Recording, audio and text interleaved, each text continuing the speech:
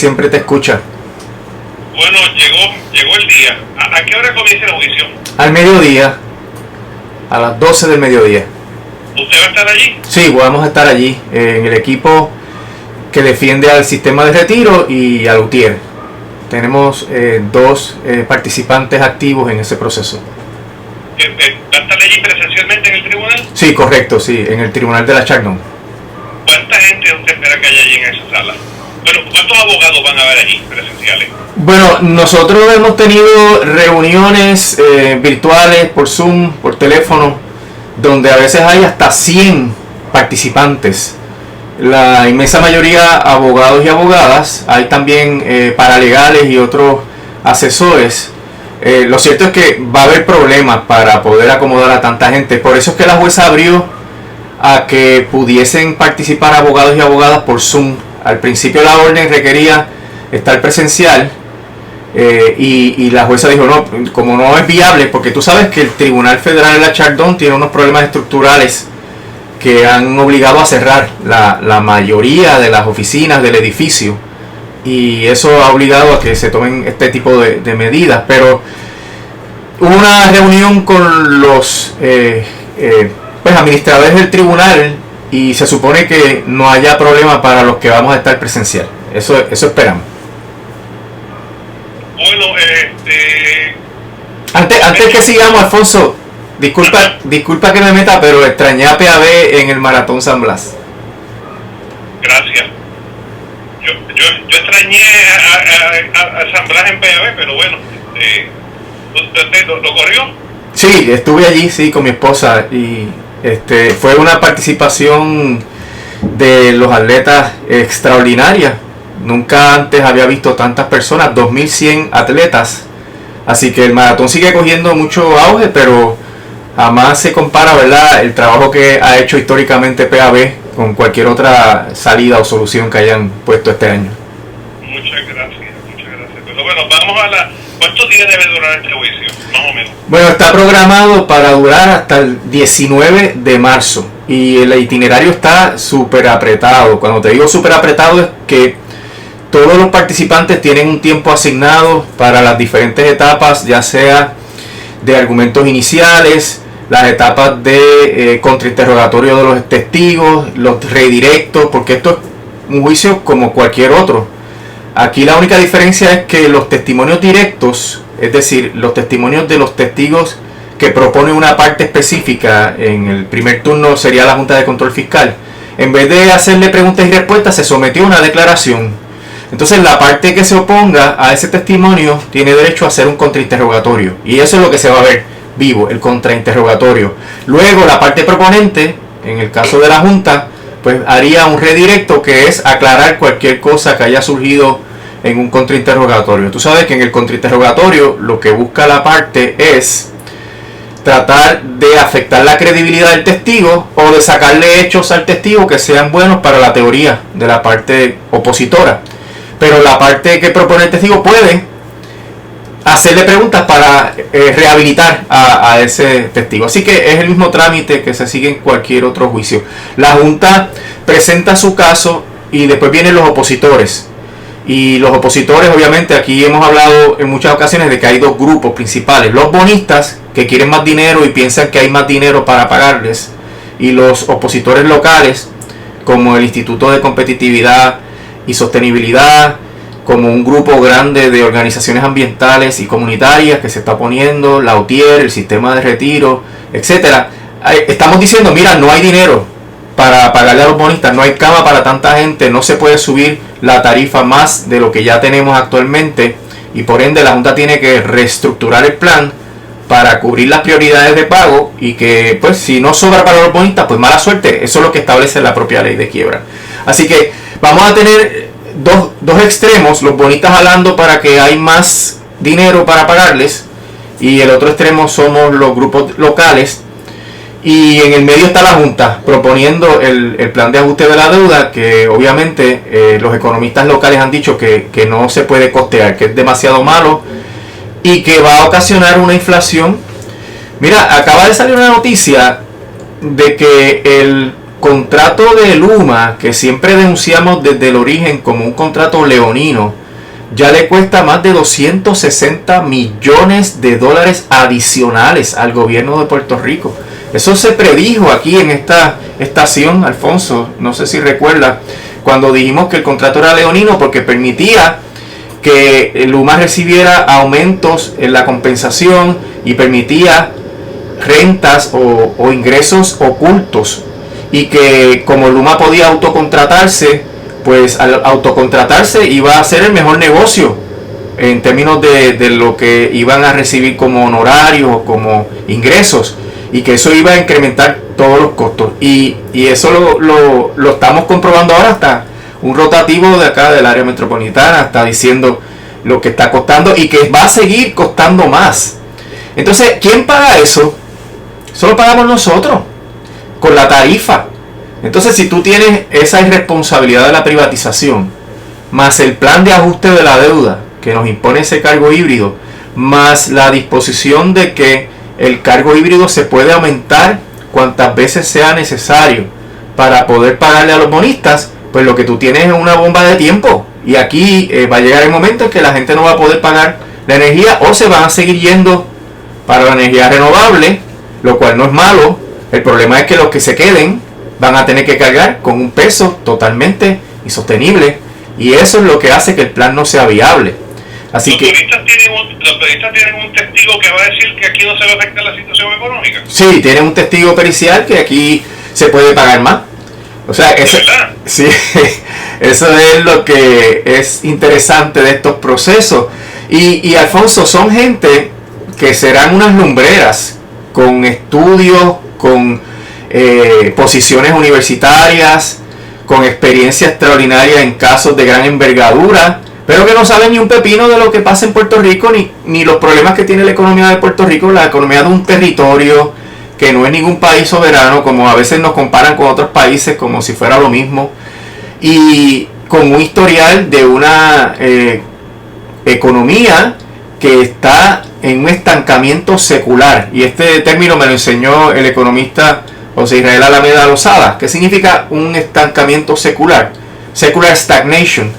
Que mira, que no importa lo que tú hagas, la economía no va a crecer, porque la economía ha perdido sus bases materiales que permitan que solamente se trate de un ciclo. O sea, la economía tiene ciclos, ¿verdad? La depresión, la recesión, el crecimiento, etcétera. Pero la economía de Puerto Rico no pasa por eso, porque no es una economía regular, es una economía de enclave colonial, y lleva estancada desde el 2005, cuando se sintieron los efectos de la salida de la 936, cuando fueron los efectos más duros. Ya se sentían antes, pero cuando fueron más duros. Después vino la crisis global del 2008, de las hipotecas derivadas, y después pues no hemos sacado los pies del plato, los huracanes, los terremotos, la pandemia, y no hemos adquirido ninguna herramienta política ni económica para salir de la economía mala que tenemos. Así que por eso es que los partidos tradicionales, Alfonso, no tienen ningún plan. Por eso es que no te dicen, no, lo que hay que hacer aquí, el programa de gobierno de nuestro partido va a ser tal, que no tienen idea, porque ya se agotaron todas las posibilidades. Y dentro de ese escenario terrible, económico, muy particular de Puerto Rico, no es algo que se puede comparar con ninguna otra cosa, es que vienen estos cargos híbridos, es que vienen estos contratos de privatización, es que viene el reclamo de los bonistas, que aquí hay dinero por todos lados y que se puede pagar. Y ese choque es el que vamos a ver ahí. Es súper interesante, porque la jueza tiene que tirar la moneda al aire, ¿verdad? Flip a coin, y determinar a quién le va a creer en este proceso. Sin duda, el sesgo que yo tengo a favor del pueblo de Puerto Rico y de mis representados es principal. Sin embargo, Alfonso, la realidad no te dice otra cosa. Sal a la calle. Nosotros somos un pueblo pobre. 60% de nuestros niños son pobres. 40 y pico, cerca del 50% de la población es pobre.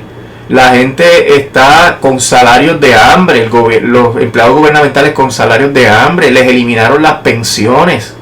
Aquí no tenemos fábricas. Aquí lo que ha habido es una desindustrialización constante, un desmantelamiento del aparato productivo. Y eso pues no hay manera, tú no puedes sustentar un crecimiento económico en las condiciones que está viviendo Puerto Rico. Y eso es lo que van a presentar los bonistas. Yo estoy confiado de que en realidad la jueza no crea eso, pero tampoco el escenario que presenta la Junta es racional, Alfonso. La Junta nunca ha cuadrado un presupuesto de la Autoridad de Energía Eléctrica. Y ahora el último testimonio del experto del UTIER, Tom Sancilo, que es un experto en finanzas de compañías de utilidades, dice que la crisis de cash flow, de flujo de efectivo de la autoridad, se ha agravado. Que la única manera en que han podido cuadrar es mediante las transferencias del gobierno central y FEMA. Pero FEMA ya se sabe que el dinero se acaba pronto y que el dinero no es suficiente ni siquiera para reconstruir la red eléctrica. Así que vamos a tener prontito, como ya Mujica dice del gobierno central que va a haber déficits estructurales, vamos a tener prontito en la autoridad otra crisis de efectivo. Entonces ahí empiezan a cortar. Por todos lados. ¿Y qué es lo que principalmente se corta? El mantenimiento, como por ejemplo el desganche y todas esas operaciones de mantenimiento, que hacen que entonces el sistema sea más frágil y pasa entonces cualquier vientito, cualquier lluvia y nos quedamos sin energía. Y eso la Junta lo sabe todo el mundo. Sin embargo, siguen empujando y lo sabe el gobierno, Alfonso, que es el gran ausente en todo este proceso.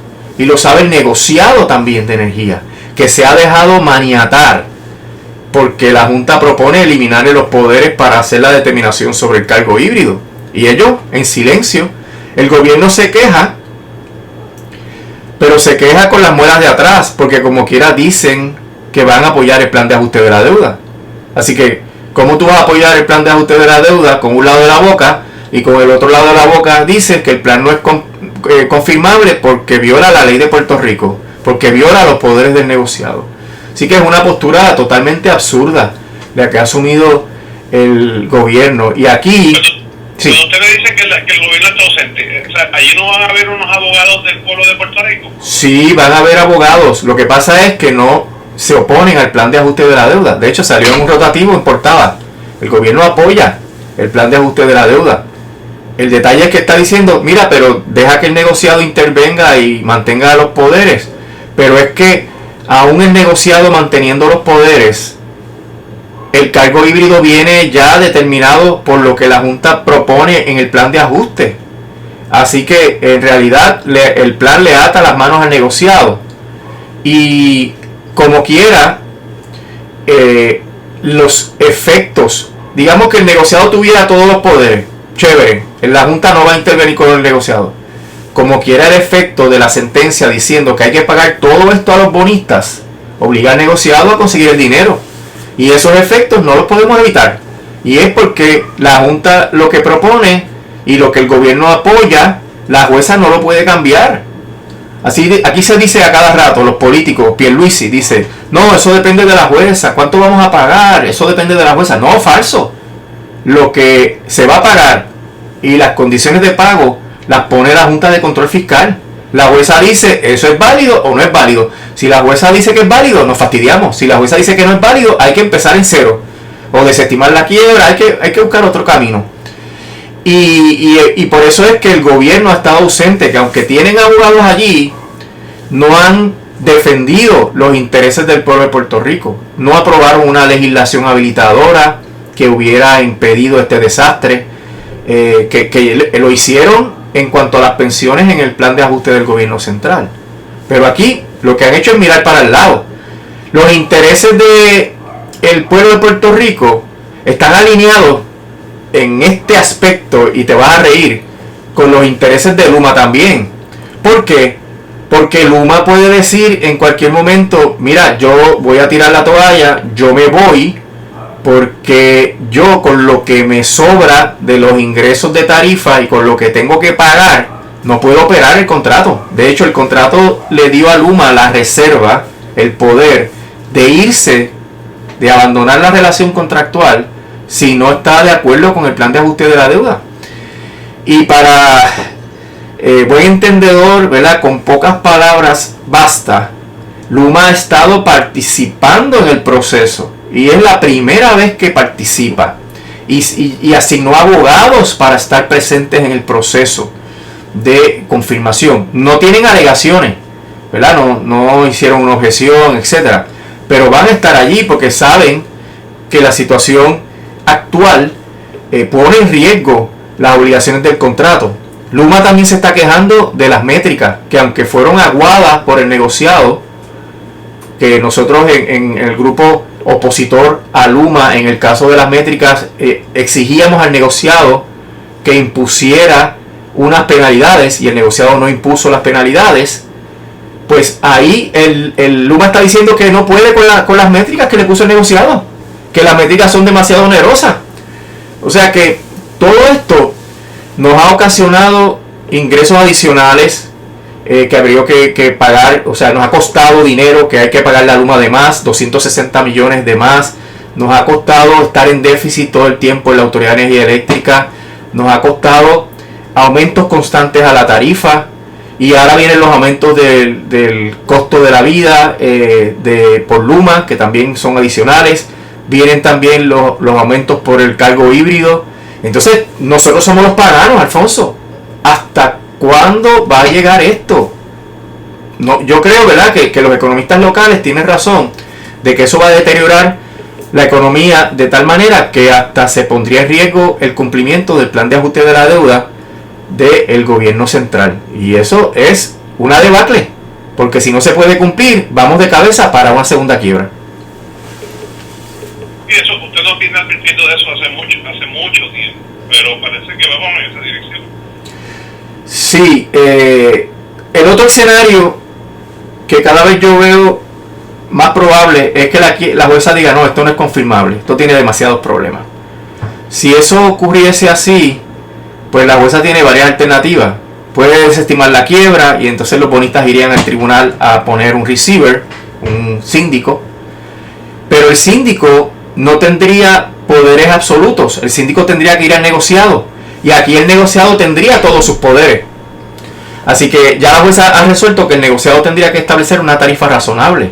Mira, Alfonso, a lo mejor nos va mejor con eso, porque en realidad la Junta está proponiendo algo que es mucho más malo que lo que el negociado podría hacer. Y el negociado se supone que responda a los intereses del pueblo de Puerto Rico, que responda a la política energética, que responda a los contratos de privatización que requieren una viabilidad mínima. Así que ese escenario que al principio se hablaba de catastrófico, de que desestimar la quiebra sería lo peor, porque venía una avalancha de pleitos. Sí, viene una avalancha de pleitos, pues se maneja.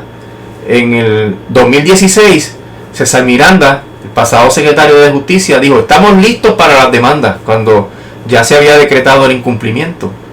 Pues se litigan los casos y se transigen los casos, como en cualquier caso de cobro de dinero. Pero el receiver no tiene poderes absolutos para elevar la tarifa a niveles totalmente insostenibles, como lo está haciendo la Junta. La Junta, en un procedimiento de quiebra que es para rehabilitar al deudor, está subiendo la tarifa a niveles que el deudor no va a poder pagar. Ese es el absurdo de este caso, que no se están usando los poderes de la ley de quiebra para rehabilitar a la autoridad y para permitirle un respiro al pueblo de Puerto Rico. Eso empieza hoy a las 12. Sí, empieza con los argumentos iniciales de todas las partes, incluyendo la Junta, incluyendo AFAF, Sistema de Retiro, la UTIER, el Instituto de Competitividad, los ambientalistas, el señor Johnny Rodríguez, que es el presidente de los jubilados, que consiguió un espacio también, y entonces vienen los bonistas a decir que se les pague más. Luego de eso, Alfonso, al otro día lo que hay es los comentarios públicos, que hay 20 personas que tuvieron la suerte de ser escogidos en una lotería, que van a hacer sus expresiones ante la jueza Taylor Swain de por qué el plan no se debe confirmar. Esto súmalo a las más de 800 objeciones que presentaron diferentes personas, entidades, negocios, asociaciones de negocios, etcétera, que se opusieron al plan de ajuste de la deuda. Es un hito en un caso así de quiebra municipal que haya habido tanta oposición. Y el próximo día, que es el miércoles, empezaría la Junta con sus testigos. Los testigos que van a decir que todo está bien, que el plan es viable, que aquí nosotros podemos pagarlo, que en realidad esto va a ayudar a la reestructuración y a la reparación de la red. Y los opositores, pues vamos a contrainterrogar a esos peritos para que se establezca realmente, ¿verdad?, cuál es la verdadera situación a la luz de los peritos que nosotros tenemos. Luego vienen los testigos de los opositores, que de nuestro lado, por ejemplo, está Tom Sancilo, para decir que los chavos de la reconstrucción no dan y por tanto la autoridad no sería viable sin reconstruir la red. Alameda, que estaría diciendo que el plan va a perjudicar la economía a nivel de que va a hacer fracasar el plan de ajuste de la deuda del gobierno central. Y esto no es porque ellos lo opinan, Alfonso, estos son estudios que ellos sometieron, que la Junta no pudo evitar que se sometan en evidencia, que no pudieron presentar una moción eliminatoria, lo que llaman una moción in limine, para decir que los estudios no tenían base científica y que por tanto no eran admisibles. O sea, son estudios bien fundados. Estos peritos fueron objeto de una deposición donde se le preguntó por 7 horas a cada uno todos los fundamentos y las opiniones, etcétera. O sea que esto es un proceso bien intenso donde las opiniones de los peritos de los opositores han pasado el crisol de esa primera etapa, donde la Junta pudo haber presentado mociones para eliminar los peritos y no lo hizo. Y ese trámite luego va a estar seguido de un rebuttal, una réplica de la Junta, si es que entiende que es necesario, donde presentarían varios testimonios adicionales para refutar. Y entonces queda sometido el caso, Alfonso. Y a Dios que reparta suerte, como dice el dicho, porque el circuito todavía no ha decidido. Si el circuito revoca a la jueza Swain, se acabó el juego, porque el plan no sería viable. Y luego que la jueza Swain resuelva, digamos que el circuito confirme, si la jueza confirma el plan, pues entonces vienen las apelaciones al mismo primer circuito. Y luego posiblemente casos al Tribunal Supremo. Y según las últimas enmiendas que hizo la Junta al plan, luego de que la jueza confirme y diga esto es lo que hay que pagar, hay que someterle el asunto al negociado para que el negociado diga, lo único que podría decir es, pues en vez de las empresas tener el 60% del cargo híbrido, pues van a tener el 50% y se distribuye 50 y 50. O sea, el negociado, el único poder que le va a quedar es decir quiénes van a tener sobre sus hombros el monto del cargo híbrido. Pero no va a poder determinar si el cargo es razonable y si eso es lo que habría que pagar. No puede revocar a la jueza. Así que eso va a tomar un par de meses también, lo cual aumenta la incertidumbre, ¿no?, en términos de cuándo es que esto empieza, y va a mantenerse la incertidumbre hasta que no se resuelva el último de los casos de apelación que se lleve a cabo conforme al proceso judicial ordinario. ¿Cuánto tiempo tiene? ¿La jueza tiene un término para decidir esto? No, la jueza resuelve cuando esté lista. Y son miles de páginas de documentos, análisis bien complicados en términos económicos, en términos de derecho. Imagínate, Alfonso, que cuando llegó el caso de los bonistas a la argumentación oral, el de la apelación en el primer circuito, el juez Cayata se despide al cerrar el proceso de argumentación diciendo, este caso es complicado. Tres jueces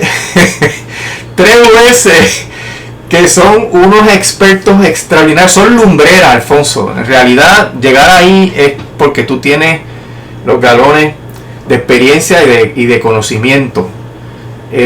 Y yo escuché esa argumentación, yo lo comenté aquí 2 veces, por lo complicada y por lo incierta que es la situación. Yo pienso que se puede ir para cualquier lado. Y el juez Cayata terminó diciendo, esto es complicado. Y empieza a ver el caso y no es resuelto. Sabe Dios si llega un poquito más tarde la decisión. Y ahí sabremos si hay que entrar en ese juicio o si hay que suspenderlo. Pero todo eso, toda esa complejidad está en todas las etapas del proceso, lo cual augura un trámite súper contencioso y que le va a obligar a la jueza a tomarse su tiempo, porque va a tener que resolver todas las objeciones que se presentaron, las más de 800 objeciones, contadas las de la gente particular y las de los opositores formales. Pues todas esas tienen que tener una mención en la resolución de la jueza, porque no las puede dejar sin resolver. Una parte que no le resuelvan su objeción puede ir al apelativo y decir: la jueza no resolvió mi planteamiento, me violó el debido proceso de ley. Así que todo eso tiene que estar contenido. Obviamente la jueza va a hacer una categoría y va a decir: tales objeciones de este tipo se resuelven de esta manera, tales otras objeciones de esta categoría, este es el resultado. Pero tiene que resolverlo todo, y por eso es que va a tomar mucho tiempo. Licenciado, muchísimas gracias. Suerte. Muchas gracias, Alfonso. Seguiremos entonces informando el próximo lunes, o si las circunstancias lo ameritan, volveremos. Perfecto, muchísimas gracias. Hasta luego. Siempre te escucha. Bueno, llegó el día. ¿A qué hora comienza el juicio? Al mediodía, a las 12 del mediodía. ¿Usted va a estar allí? Sí, vamos a estar allí, en el equipo que defiende al sistema de retiro y a Lutier. Tenemos dos participantes activos en ese proceso. ¿Va a estar allí presencialmente en el tribunal? Sí, correcto, sí, en el tribunal de la Chardon. ¿Cuánta gente usted espera que haya allí en esa sala? Bueno, ¿cuántos abogados van a haber allí presenciales? Bueno, nosotros hemos tenido reuniones virtuales por Zoom, por teléfono, donde a veces hay hasta 100 participantes. La inmensa mayoría abogados y abogadas. Hay también paralegales y otros asesores.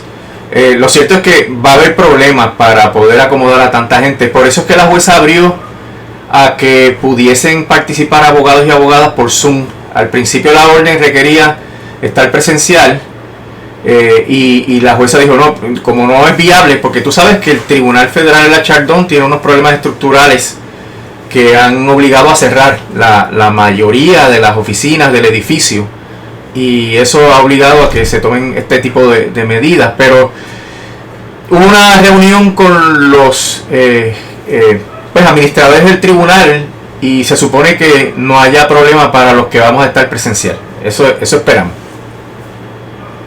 Bueno,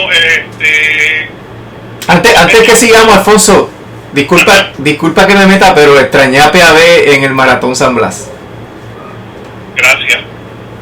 Yo extrañé a San Blas en PAB, pero bueno, ¿usted lo corrió? Sí, estuve allí, sí, con mi esposa, y fue una participación de los atletas extraordinaria. Nunca antes había visto tantas personas, 2100 atletas. Así que el maratón sigue cogiendo mucho auge, pero jamás se compara, ¿verdad?, el trabajo que ha hecho históricamente PAB con cualquier otra salida o solución que hayan puesto este año. Muchas gracias. Pero bueno, vamos a ¿cuántos días debe durar este juicio, más o menos? Bueno, está programado para durar hasta el 19 de marzo. Y el itinerario está súper apretado. Cuando te digo súper apretado, es que todos los participantes tienen un tiempo asignado para las diferentes etapas, ya sea de argumentos iniciales, las etapas de contrainterrogatorio de los testigos, los redirectos, porque esto es un juicio como cualquier otro. Aquí la única diferencia es que los testimonios directos, es decir, los testimonios de los testigos que propone una parte específica, en el primer turno sería la Junta de Control Fiscal, en vez de hacerle preguntas y respuestas, se sometió a una declaración. Entonces la parte que se oponga a ese testimonio tiene derecho a hacer un contrainterrogatorio, y eso es lo que se va a ver vivo, el contrainterrogatorio. Luego la parte proponente, en el caso de la Junta, pues haría un redirecto, que es aclarar cualquier cosa que haya surgido en un contrainterrogatorio. Tú sabes que en el contrainterrogatorio lo que busca la parte es tratar de afectar la credibilidad del testigo, o de sacarle hechos al testigo que sean buenos para la teoría de la parte opositora. Pero la parte que propone el testigo puede hacerle preguntas para rehabilitar a ese testigo. Así que es el mismo trámite que se sigue en cualquier otro juicio. La Junta presenta su caso y después vienen los opositores. Y los opositores, obviamente, aquí hemos hablado en muchas ocasiones de que hay dos grupos principales: los bonistas, que quieren más dinero y piensan que hay más dinero para pagarles, y los opositores locales, como el Instituto de Competitividad y sostenibilidad, como un grupo grande de organizaciones ambientales y comunitarias que se está poniendo, la UTIER, el sistema de retiro, etcétera. Estamos diciendo, mira, no hay dinero para pagarle a los bonistas, no hay cama para tanta gente, no se puede subir la tarifa más de lo que ya tenemos actualmente, y por ende la Junta tiene que reestructurar el plan para cubrir las prioridades de pago, y que pues si no sobra para los bonistas, pues mala suerte. Eso es lo que establece la propia ley de quiebra. Así que vamos a tener dos extremos, los bonistas jalando para que hay más dinero para pagarles, y el otro extremo somos los grupos locales, y en el medio está la Junta proponiendo el plan de ajuste de la deuda, que obviamente los economistas locales han dicho que no se puede costear, que es demasiado malo y que va a ocasionar una inflación. Mira, acaba de salir una noticia de que el contrato de Luma, que siempre denunciamos desde el origen como un contrato leonino, ya le cuesta más de 260 millones de dólares adicionales al gobierno de Puerto Rico. Eso se predijo aquí en esta estación, Alfonso, no sé si recuerda, cuando dijimos que el contrato era leonino porque permitía que Luma recibiera aumentos en la compensación y permitía rentas o ingresos ocultos, y que como Luma podía autocontratarse, pues al autocontratarse iba a ser el mejor negocio en términos de lo que iban a recibir como honorarios o como ingresos, y que eso iba a incrementar todos los costos, y eso lo estamos comprobando ahora. Hasta un rotativo de acá del área metropolitana está diciendo lo que está costando y que va a seguir costando más. Entonces, ¿quién paga eso? Solo pagamos nosotros con la tarifa. Entonces, si tú tienes esa irresponsabilidad de la privatización, más el plan de ajuste de la deuda que nos impone ese cargo híbrido, más la disposición de que el cargo híbrido se puede aumentar cuantas veces sea necesario para poder pagarle a los bonistas, pues lo que tú tienes es una bomba de tiempo. Y aquí va a llegar el momento en que la gente no va a poder pagar la energía, o se van a seguir yendo para la energía renovable, lo cual no es malo. El problema es que los que se queden van a tener que cargar con un peso totalmente insostenible, y eso es lo que hace que el plan no sea viable. Así que los periodistas tienen un testigo que va a decir que aquí no se va a afectar la situación económica. Sí, tienen un testigo pericial que aquí se puede pagar más. O sea, sí, eso es lo que es interesante de estos procesos. Y Alfonso, son gente que serán unas lumbreras con estudios, con posiciones universitarias, con experiencia extraordinaria en casos de gran envergadura, pero que no saben ni un pepino de lo que pasa en Puerto Rico, ni los problemas que tiene la economía de Puerto Rico, la economía de un territorio que no es ningún país soberano, como a veces nos comparan con otros países como si fuera lo mismo, y con un historial de una economía que está en un estancamiento secular. Y este término me lo enseñó el economista José Israel Alameda Lozada. ¿Qué significa un estancamiento secular? Secular stagnation. Que mira, que no importa lo que tú hagas, la economía no va a crecer, porque la economía ha perdido sus bases materiales que permitan que solamente se trate de un ciclo. O sea, la economía tiene ciclos, ¿verdad? La depresión, la recesión, el crecimiento, etcétera. Pero la economía de Puerto Rico no pasa por eso, porque no es una economía regular, es una economía de enclave colonial, y lleva estancada desde el 2005, cuando se sintieron los efectos de la salida de la 936, cuando fueron los efectos más duros. Ya se sentían antes, pero cuando fueron más duros. Después vino la crisis global del 2008, de las hipotecas derivadas, y después pues no hemos sacado los pies del plato, los huracanes, los terremotos, la pandemia, y no hemos adquirido ninguna herramienta política ni económica para salir de la economía mala que tenemos. Así que por eso es que los partidos tradicionales, Alfonso, no tienen ningún plan. Por eso es que no te dicen, no, lo que hay que hacer aquí, el programa de gobierno de nuestro partido va a ser tal, que no tienen idea, porque ya se agotaron todas las posibilidades. Y dentro de ese escenario terrible, económico, muy particular de Puerto Rico, no es algo que se puede comparar con ninguna otra cosa, es que vienen estos cargos híbridos, es que vienen estos contratos de privatización, es que viene el reclamo de los bonistas, que aquí hay dinero por todos lados y que se puede pagar. Y ese choque es el que vamos a ver ahí. Es súper interesante porque la jueza tiene que tirar la moneda al aire, ¿verdad? Flip a coin, y determinar a quién le va a creer en este proceso. Sin duda, el sesgo que yo tengo a favor del pueblo de Puerto Rico y de mis representados es principal. Sin embargo, Alfonso, la realidad no te dice otra cosa. Sal a la calle. Nosotros somos un pueblo pobre. 60% de nuestros niños son pobres. 40 y pico, cerca del 50% de la población es pobre. La gente está con salarios de hambre. Los empleados gubernamentales con salarios de hambre. Les eliminaron las pensiones.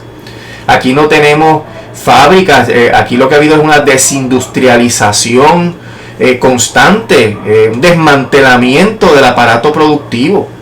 Y eso pues no hay manera. Tú no puedes sustentar un crecimiento económico en las condiciones que está viviendo Puerto Rico. Y eso es lo que van a presentar los bonistas.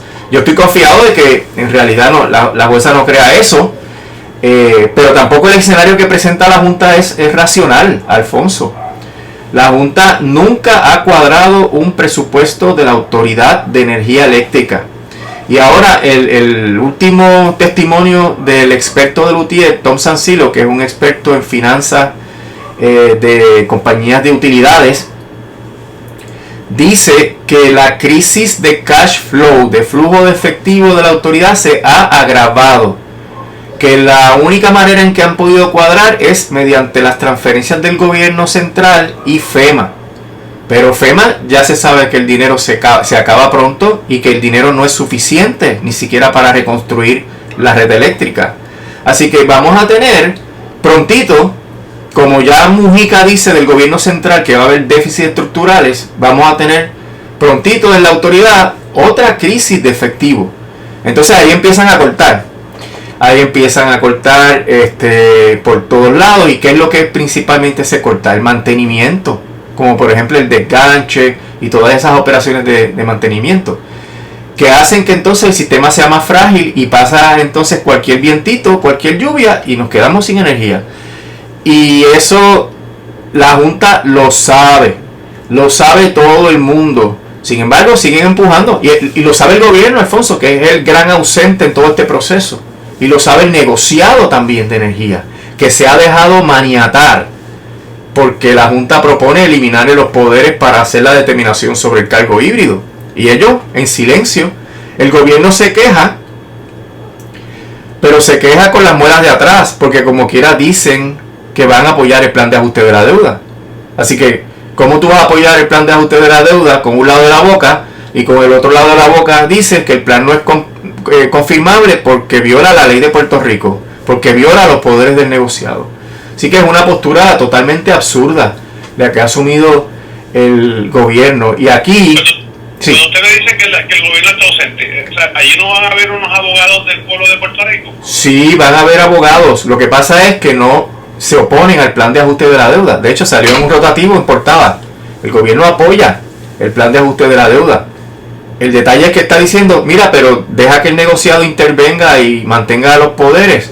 Pero es que aún el negociado manteniendo los poderes, el cargo híbrido viene ya determinado por lo que la Junta propone en el plan de ajuste. Así que en realidad el plan le ata las manos al negociado. Y como quiera, los efectos, digamos que el negociado tuviera todos los poderes, chévere, la Junta no va a intervenir con el negociado. Como quiera, el efecto de la sentencia diciendo que hay que pagar todo esto a los bonistas obliga al negociado a conseguir el dinero. Y esos efectos no los podemos evitar. Y es porque la Junta lo que propone y lo que el gobierno apoya, la jueza no lo puede cambiar. Así, aquí se dice a cada rato, los políticos, Pierluisi dice, no, eso depende de la jueza, ¿cuánto vamos a pagar? Eso depende de la jueza. No, falso. Lo que se va a pagar y las condiciones de pago las pone la Junta de Control Fiscal. La jueza dice, ¿eso es válido o no es válido? Si la jueza dice que es válido, nos fastidiamos. Si la jueza dice que no es válido, hay que empezar en cero. O desestimar la quiebra, hay que buscar otro camino. Y por eso es que el gobierno ha estado ausente, que aunque tienen abogados allí, no han defendido los intereses del pueblo de Puerto Rico. No aprobaron una legislación habilitadora que hubiera impedido este desastre, que lo hicieron en cuanto a las pensiones en el plan de ajuste del gobierno central. Pero aquí lo que han hecho es mirar para el lado. Los intereses del pueblo de Puerto Rico están alineados en este aspecto, y te vas a reír, con los intereses de Luma también. ¿Por qué? Porque Luma puede decir en cualquier momento, mira, yo voy a tirar la toalla, yo me voy, porque yo con lo que me sobra de los ingresos de tarifa y con lo que tengo que pagar, no puedo operar el contrato. De hecho, el contrato le dio a Luma la reserva, el poder de irse, de abandonar la relación contractual si no está de acuerdo con el plan de ajuste de la deuda. Y para buen entendedor, ¿verdad?, con pocas palabras basta. Luma ha estado participando en el proceso y es la primera vez que participa, y asignó abogados para estar presentes en el proceso de confirmación. No tienen alegaciones, ¿verdad? No hicieron una objeción, etcétera, pero van a estar allí porque saben que la situación actual pone en riesgo las obligaciones del contrato. Luma también se está quejando de las métricas, que aunque fueron aguadas por el negociado, que nosotros en el grupo opositor a Luma, en el caso de las métricas, exigíamos al negociado que impusiera unas penalidades, y el negociado no impuso las penalidades. Pues ahí el Luma está diciendo que no puede con las métricas que le puso el negociado, que las métricas son demasiado onerosas. O sea que todo esto nos ha ocasionado ingresos adicionales que habría que pagar. O sea, nos ha costado dinero que hay que pagarle a Luma de más, 260 millones de más. Nos ha costado estar en déficit todo el tiempo en la Autoridad de Energía Eléctrica. Nos ha costado aumentos constantes a la tarifa. Y ahora vienen los aumentos del costo de la vida por Luma, que también son adicionales. Vienen también los aumentos por el cargo híbrido. Entonces, nosotros somos los paganos, Alfonso. ¿Hasta cuándo va a llegar esto? No, yo creo, ¿verdad?, que los economistas locales tienen razón de que eso va a deteriorar la economía de tal manera que hasta se pondría en riesgo el cumplimiento del plan de ajuste de la deuda del gobierno central. Y eso es una debacle, porque si no se puede cumplir, vamos de cabeza para una segunda quiebra. Y eso, usted nos viene advirtiendo de eso hace mucho tiempo, pero parece que vamos en esa dirección. Sí, el otro escenario que cada vez yo veo más probable es que la jueza diga, no, esto no es confirmable, esto tiene demasiados problemas. Si eso ocurriese así, pues la jueza tiene varias alternativas. Puede desestimar la quiebra y entonces los bonistas irían al tribunal a poner un receiver, un síndico, pero el síndico no tendría poderes absolutos. El síndico tendría que ir al negociado, y aquí el negociado tendría todos sus poderes. Así que ya la jueza ha resuelto que el negociado tendría que establecer una tarifa razonable. Mira, Alfonso, a lo mejor nos va mejor con eso, porque en realidad la Junta está proponiendo algo que es mucho más malo que lo que el negociado podría hacer. Y el negociado se supone que responda a los intereses del pueblo de Puerto Rico, que responda a la política energética, que responda a los contratos de privatización que requieren una viabilidad mínima. Así que ese escenario que al principio se hablaba de catastrófico, de que desestimar la quiebra sería lo peor, porque venía una avalancha de pleitos. Sí, viene una avalancha de pleitos, pues se maneja. En el 2016, César Miranda, el pasado secretario de Justicia, dijo, estamos listos para las demandas, cuando ya se había decretado el incumplimiento. Pues se litigan los casos y se transigen los casos, como en cualquier caso de cobro de dinero.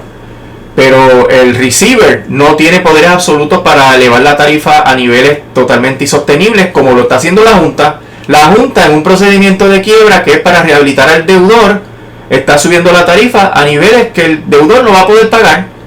Ese es el absurdo de este caso, que no se están usando los poderes de la ley de quiebra para rehabilitar a la autoridad y para permitirle un respiro al pueblo de Puerto Rico.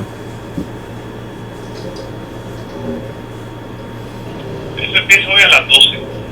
Sí, empieza con los argumentos iniciales de todas las partes, incluyendo la Junta, incluyendo AFAF, Sistema de Retiro, la UTIER, el Instituto de Competitividad, los ambientalistas, el señor Johnny Rodríguez, que es el presidente de los jubilados, que consiguió un espacio también, y entonces vienen los bonistas a decir que se les pague más.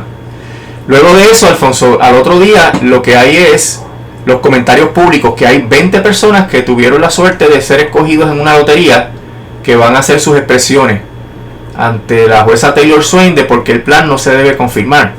Esto súmalo a las más de 800 objeciones que presentaron diferentes personas, entidades, negocios, asociaciones de negocios, etcétera, que se opusieron al plan de ajuste de la deuda. Es un hito en un caso así de quiebra municipal que haya habido tanta oposición. Y el próximo día, que es el miércoles, empezaría la Junta con sus testigos.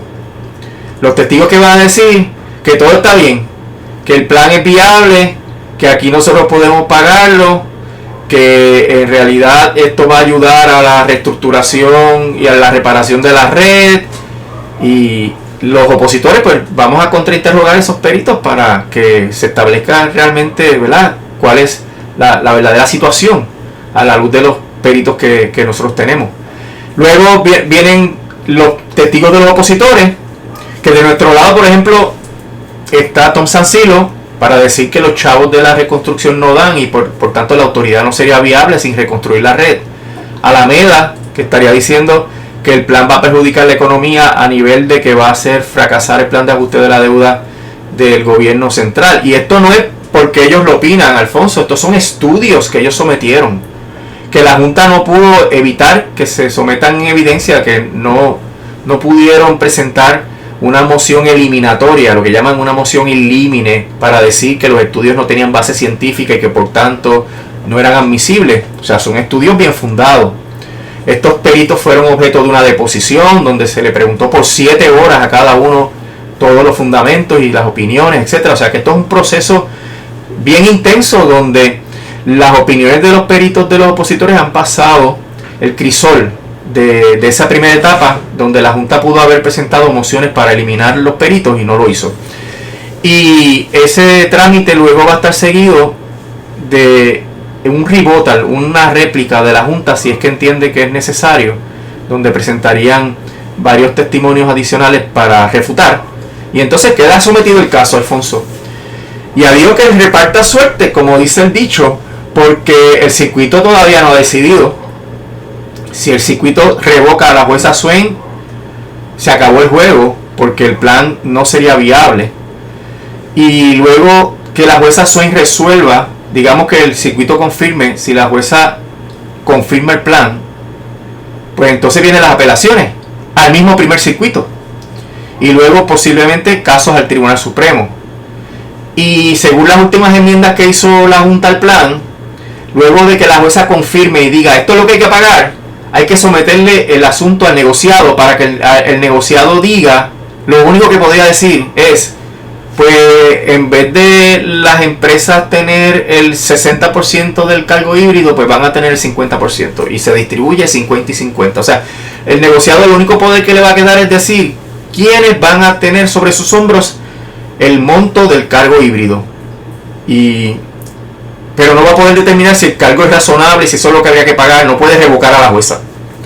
Así que eso va a tomar un par de meses también, lo cual aumenta la incertidumbre, ¿no?, en términos de cuándo es que esto empieza, y va a mantenerse la incertidumbre hasta que no se resuelva el último de los casos de apelación que se lleve a cabo conforme al proceso judicial ordinario. ¿Cuánto tiempo tiene? ¿La jueza tiene un término para decidir esto? No, la jueza resuelve cuando esté lista. Y son miles de páginas de documentos, análisis bien complicados en términos económicos, en términos de derecho. Imagínate, Alfonso, que cuando llegó el caso de los bonistas a la argumentación oral, el de la apelación en el primer circuito, el juez Cayata se despide al cerrar el proceso de argumentación diciendo, este caso es complicado.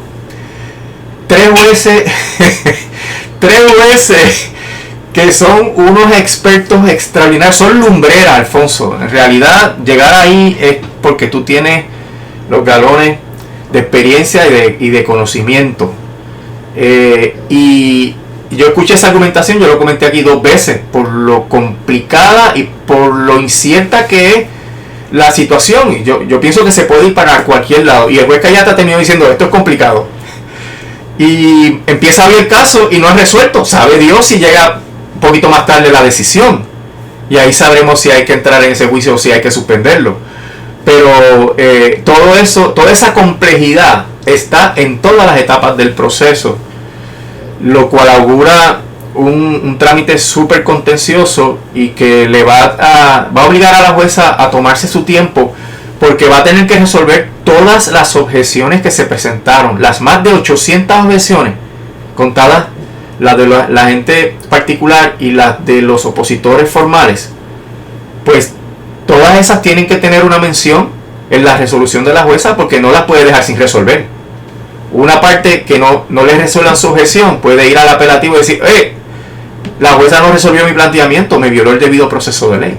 Así que todo eso tiene que estar contenido. Obviamente la jueza va a hacer una categoría y va a decir, tales objeciones de este tipo se resuelven de esta manera, tales otras objeciones de esta categoría, este es el resultado. Pero tiene que resolverlo todo, y por eso es que va a tomar mucho tiempo. Licenciado, muchísimas gracias. Suerte. Muchas gracias, Alfonso. Seguiremos entonces informando el próximo lunes, o si las circunstancias lo ameritan, volveremos. Perfecto, muchísimas gracias. Hasta luego.